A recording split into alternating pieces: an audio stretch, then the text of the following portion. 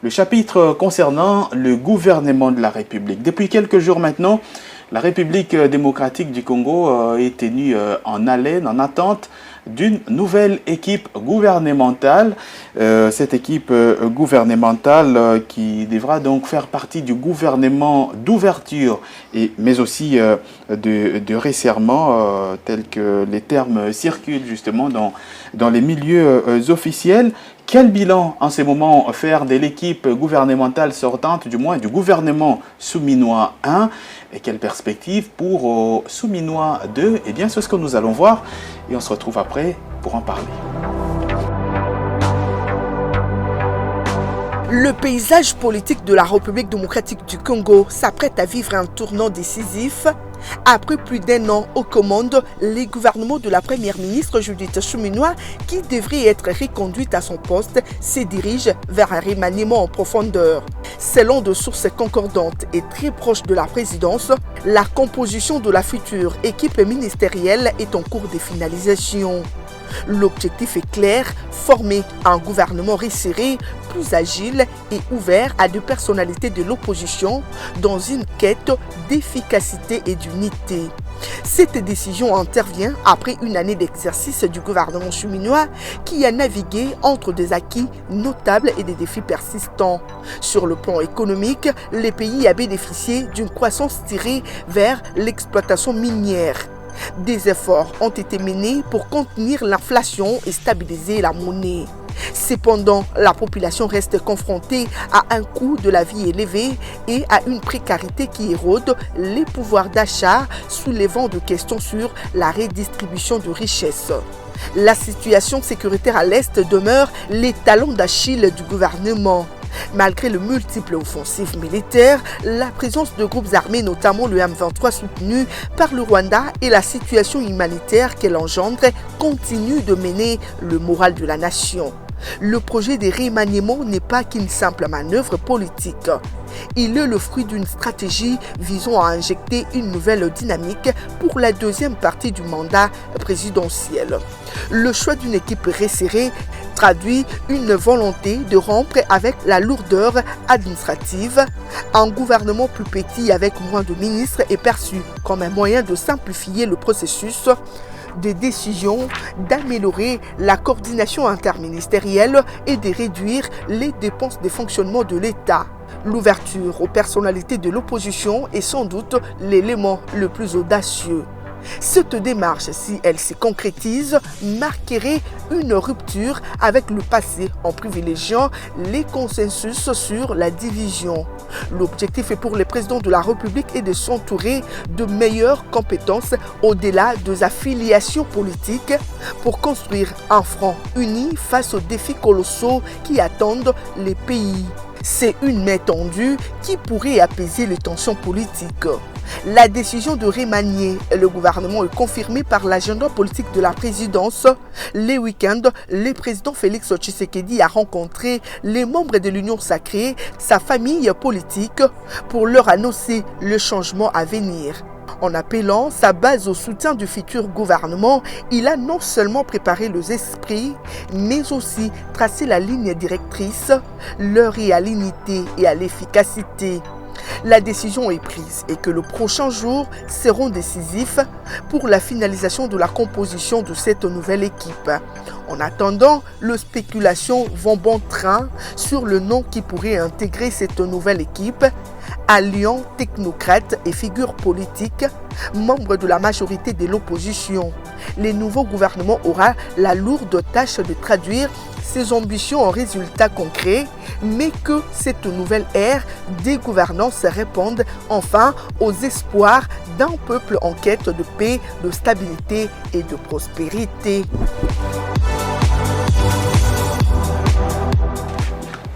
Alors Tony Antoine Dibendila, on vient de le voir, le gouvernement souminois 1 qui était en fonction, on les rappelle, il y a une année pratiquement. Est-ce quel bilan peut-on en faire pour l'instant de ce gouvernement? Oui, mais je crois que le gouvernement souminois a posé certains actes positifs qui ont permis à ce que les Congos maintiennent quand même l'équilibre actuel aujourd'hui. Parce que, par exemple, je vais rapidement commencer par l'aspect sécuritaire. Nous avons vu comment est-ce que l'offensive éclair du M23 FC avançait. Et on se disait déjà, ce sera chaotique. Dans quelques mois, ils seront ici à Kinshasa. Parce qu'avant d'atterrir, je voudrais rappeler une chose. On a tendance à jeter des fleurs à certains ministres en oubliant qu'il y a un coach derrière, quelqu'un quand même qui donne des orientations, qui est la chef du gouvernement, Judith Suminwa. Mais lorsque ça barde, on revient parfois vers le Premier ministre. Mais aujourd'hui, moi, je l'ai dit aujourd'hui, parce que par exemple, pour des questions diplomatiques, j'ai évoqué la question sécuritaire, on voit que les choses se sont stoppées. J'ai évoqué les avancées diplomatiques. Nous avons vu Thérèse Kayikwamba à Washington. Nous avons vu l'équipe qui négocie à Doha. On sait que derrière, il y a un Premier ministre qui pose des actes et qui oriente des choses. Nous avons vu même des tentatives de détournement bloquées. Prenons par exemple à la SENSAP, où il y a eu une tentative de détournement bloqué, il y a un processus derrière. On a senti qu'il y a la volonté, bien que ça tarde, et on a également senti la stabilisation de la question des écoles gratuites pour le niveau primaire. Il n'y a plus assez, de bruit comme avant. Des bruits autour de cette question-là. On sait que c'était assez compliqué, mais le gouvernement a pris ses responsabilités, c'est quand même ressaisi. Et aujourd'hui, il n'y a plus assez de bruit. Nous sommes dans un processus du PDL 145 territoires, supervisé par le gouvernement, qui est en train de construire des écoles, parce qu'aujourd'hui, un des défis majeurs la gratuité de l'enseignement au niveau primaire, c'est aussi les écoles. Il y a eu plus de 5 millions d'enfants qui ont retrouvé le chemin de l'école. Tous ces enfants-là qui étaient écartés du système éducatif sont revenus, et maintenant il fallait offrir des écoles. Aujourd'hui, il faut regarder la vitesse avec laquelle les écoles sont construites.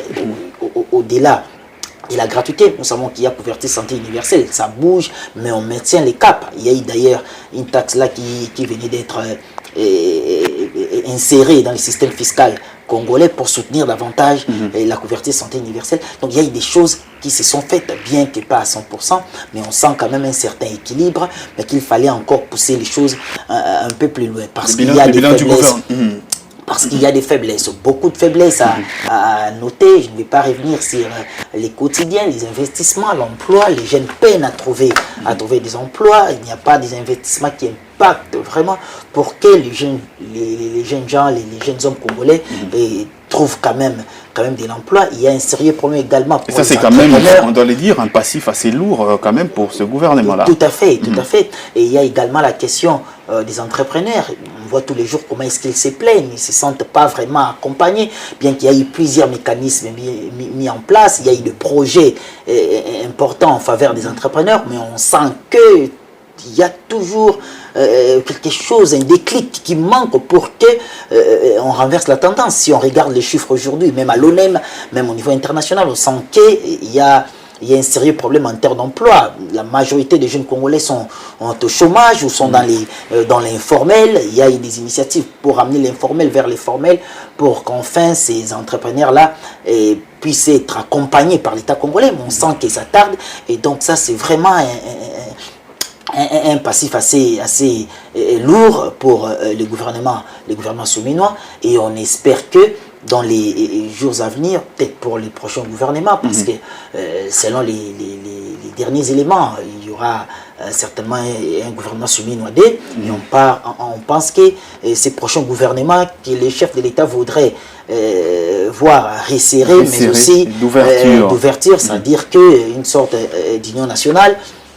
Ces gouvernements-là se tardent non pas seulement à résoudre des questions politiques avec la présence ou sécuritaire ou politique avec des opposants non armés pro-M23 FC, ou encore avec sécuritaire avec les Rwandais, ainsi de suite, ou diplomatique, mais qu'il y ait aussi des questions sociales qui doivent être placées sur la table pour qu'il y ait quand même des solutions à des problèmes, à des défis importants actuels. Tout à fait. Alors, Igor Biwaka, le bilan de l'actuel gouvernement, On parle également de la stabilisation du taux d'échange. On évoque aussi la croissance économique qui est restée quand même maintenue à un niveau raisonnable, qui va quand même crescendo. C'est vraiment positif pour ces gouvernements qui est sortant. Positif, je dirais pas totalement positif. Pourquoi? Parce qu'on l'a relevé ici, c'est un gouvernement qui s'était fixé beaucoup d'objectifs. C'est vrai que ce sont des objectifs à long terme, n'est-ce pas, en termes de quinquennat, évidemment.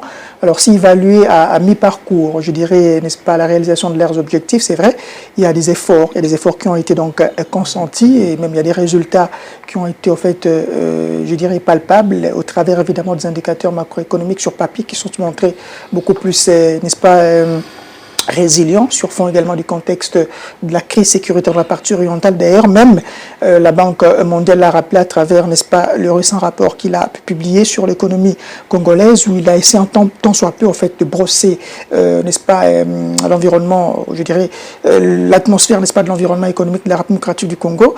Et c'est vrai, il y a des défis persistants en termes, évidemment, de la diversification de l'économie nationale, des défis persistants en termes, évidemment, de l'industrialisation, n'est-ce pas, des secteurs clés comme la pêche, l'élevage et autres. D'ailleurs, il faudrait ici signaler le fait que dernièrement, n'est-ce pas, la République démocratique du Congo avait donc pu recevoir de l'Égypte quelques bateaux de pêche. Ça, c'est un exploit. Pourquoi? Parce que notre pays manquait, au fait, je dirais, des outils alors que nous avons des poissons pouvant nous permettre, n'est-ce pas, d'exercer convenablement la pêche. Pourtant, nous avons le lac le plus poissonné d'Afrique. On ne sait même pas l'exploiter. Nous avons le fleuve Congo où des poissons, comme tu l'as dit, meurent. Donc, on ne sait pas exploiter à bon escient nos réserves ou encore nos ressources halieutiques. Et donc, voyez-vous, donc, il y a autant de défis que le gouvernement souminois donc devrait relever, et qu'on s'est rendu compte que par moment ils étaient dépassés par les événements. Donc, c'est-à-dire que les membres du gouvernement souminois étaient par moments dépassés par les événements. Si je le dis, c'est parce qu'eux-mêmes également ont pu donc le reconnaître, et ce n'est pas facile. Déjà, je l'avais tantôt souligné, c'est le fait que, n'est-ce pas, les ministres, le VPM de l'économie nationale s'est trouvé à Luanda, et l'objectif également de sa mission économique, c'est également d'apprendre, n'est-ce pas, de ces pays-là. L'Angola, c'est un pays, vous le savez, qui a traversé des moments critiques énormes après des guerres, etc. Mais aujourd'hui, si on regarde bien l'Angola, nonobstant en fait ces récents désordres qu'il y a eu dernièrement, mais on se rend compte que quand même c'est un pays qui a pu donc stabiliser tant soit peu son économie. Donc d'où l'importance également d'apprendre des stratégies qui ont été mises en place de l'autre côté du monde pour voir comment également les adapter dans le contexte congolais, Patrick Lumbala. Mais aussi, il y a d'autres défis, n'est-ce pas? Il y a d'autres défis liés également au système fiscal. C'est un système qu'on a toujours accusé de contraignant, très contraignant, qui ne permet pas, en fait, n'est-ce pas? La pression fiscale dans notre pays, qui ne permet pas les plus contraignantes. Voilà, déjà, là, parlant de la pression fiscale, on s'attend évidemment à une pression fiscale établie à 12,5% d'ici à la fin de l'année, d'après les données officielles, n'est-ce pas, du ministère des Finances. Et donc, j'étais en train de dire qu'ici, les systèmes fiscaux ne permettent pas, en fait, à l'écosystème entrepreneurial, n'est-ce pas, d'émerger, voyez-vous. Et donc, là aussi, c'est quelque chose, n'est-ce pas, à arranger, mais aussi il faut également voir le fait qu'il y a par moment beaucoup de flux financiers illicites qui échappent, n'est-ce pas, à l'État, faute évidemment de la normalisation. C'est même là l'occasion de saluer en fait la mise en place de la facture normalisée. On attend que, n'est-ce pas, cela puisse avoir beaucoup plus de retombées. Question de redresser tant soit peu, n'est-ce pas, l'écosystème, je dirais, économique de notre pays. Donc il y a beaucoup de défis, Patrick Lumbala. S'il faut donc les éplucher un par un, on pourra même en faire une thèse ici. Mais le plus important ici, en fait, c'est que, comme on l'a dit ici, il faudrait des projets structurants qui impactent, n'est-ce pas, le social des Congolais lambda. Vous savez, je me rabats encore sur le rapport de la Banque mondiale. Plus de 70% de la population congolaise vit en dessous, en fait, du seuil de 2,5%. Du seuil de la pauvreté, donc ils consomment 2,5 $, voulais-je dire, américains le jour. C'est inconcevable. C'est inconcevable avec tout ce que nous vivons. Donc il y a vraiment urgence d'améliorer les choses. Il y a urgence d'appuyer sur des leviers essentiels qui vont faire en sorte que, n'est-ce pas, qu'on puisse enclencher le processus de développement de notre pays au terme, évidemment, de nos richesses que nous avons ici, qu'on ne cesse de rappeler tous les jours, Patrick Lumbala. Tony Antandibendila, le pays retient son souffle. pour l'arrivée du prochain gouvernement. C'est des coutumes dans notre pays. Lorsqu'on attend un nouveau gouvernement, on l'attend avec tous les espoirs possibles. Mais la question qu'on ne se pose pas souvent, mais à quoi doit s'atteler ce nouveau gouvernement que nous attendons tant? Bon, je crois que le chef de l'État a donné le temps. On devait avoir un gouvernement resserré, c'est-à-dire d'une taille réduite, mais aussi des larges ouvertures nationales. C'est-à-dire qu'il sera un gouvernement, naturellement un gouvernement d'union nationale, mais resserré. C'est-à-dire qu'il y aura, en fait, à mon avis, il doit y avoir des ministères, et ça a toujours posé un problème. Le vrai problème également avec les gouvernementales, c'est les caractères pléthoriques. Il y a des ministères qui ne servent quasiment à rien. C'est important sur papier, c'est important en termes de théorie, mais dans la pratique, ça ne sert à rien. Je pourrais évoquer, je l'ai évoqué tantôt déjà, je pourrais évoquer les ministères de la jeunesse. Mais les ministères de la jeunesse et une nouvelle citoyenneté sert à quoi? Parce que nous avons les ministères... Il y a une jeunesse dans ce pays quand même qui doit, doit faire une tutelle, comme on dit. Bien sûr, mais il y a un ministère de l'éducation nationale qui s'occupe d'ailleurs très bien des jeunes. Les jeunes sont pris en charge par le ministère de l'Éducation nationale. Et c'est lui de les aussi. Voilà, même si on évoquait la question de la nouvelle citoyenneté, parce que là, c'est le ministère de la Jeunesse et la nouvelle citoyenneté. Mais la nouvelle citoyenneté ne peut que passer par l'éducation, s'il n'y a pas d'autres mécanismes. Mais on parle des ministères de la formation professionnelle, par exemple. Mais ça sert à quoi, les ministères de la formation professionnelle? Si ce n'est que d'entrer en compétition avec les ministères de l'Éducation nationale. Mais il y a plusieurs compétition, vous le dites. Bien entendu. Mais on a, par exemple, on a plusieurs ministères à supprimer et qui ne servent à rien. Il y a des ministères à fusionner. Par exemple, on évoque la question du ministère de l'administration. Engloutir, tout simplement. Oui, les ministères mais ça bouffe les fonds publics inutilement, les frais de fonctionnement inutilement. Les ministères de l'administration l'administration du territoire. Mais ça sert à quoi? L'aménagement du territoire. Pardon, l'aménagement du territoire. Ça sert à quoi l'aménagement du territoire? On a l'urbanisme. Voilà, il y a les affaires foncières, il y a l'urbanisme. Vous avez encore l'aménagement du territoire. On va aménager quoi alors que voilà, il y a déjà les affaires foncières qui a dans ses prérogatives doit également aménager les territoires. On a l'urbanisme et habitat. Et puis d'ailleurs l'aménagement du territoire et l'urbanisme et habitat, les affaires foncières ne devaient que faire un seul ministère. Mais au-delà de ça, il y a également la politique de la ville, tout ça. Voilà, mais par exemple, les ministères délégués. On a un ministère délégué près les ministères des Affaires étrangères. Un ministère délégué près le ministère de l'urbanisme en charge de la politique de la ville. Un ministère délégué près voilà, des ministères délégués. Mais c'est dû à quoi tout ça? Le contexte du pays? Non, en fait, la réalité est que nous sommes dans un contexte de partage des responsabilités, de partage de postes pour les formations politiques. C'est cela justement le problème. Est-ce qu'on ne peut pas s'en passer?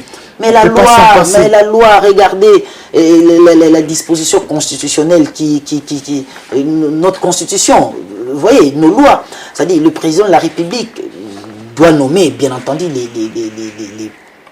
les membres du gouvernement et ainsi de suite. Mais ce sont les partis qui envoient parce qu'il faut respecter les quotas, parce qu'il y a une majorité à l'Assemblée nationale, un équilibre institutionnel à respecter. Voilà. C'est pourquoi on se retrouve dans un système où les ministères de l'économie et les commerces extérieurs sont divisés, alors que les commerces extérieurs ne pouvaient qu'être dans les ministères de l'économie nationale. On a les budgets, les finances séparés. C'est-à-dire on a créé des ministères qui sont devenus, par exemple, quasiment des ministères parasitaires, mais qui sont là parfois, qui ne servent à rien. Prenons par exemple le ministère délégué près le ministère des Affaires sociales en charge des personnes vivant avec handicap. Mais ces ministères-là délégués, ou ces départements-là des personnes vivant avec handicap ne peuvent pas être inclus dans les ministères des Affaires sociales carrément, au lieu de créer un autre ministère délégué en charge des affaires, en charge de près les ministères des Affaires sociales en charge des ministères, des personnes vivant avec handicap. Ce sont des ministères pléthoriques qu'il faudra supprimer et d'autres ministères qu'il faudra quasiment fusionner et on va avoir un gouvernement resserré, une équipe gouvernementale avec des personnes, on cherche des personnes compétentes. Il y a des ministres qui ont fait longtemps. Merci Tony. Jean-Lucien Boussa qui est toujours au gouvernement. On va pas entrer dans les considérations individuelles. Oui, mais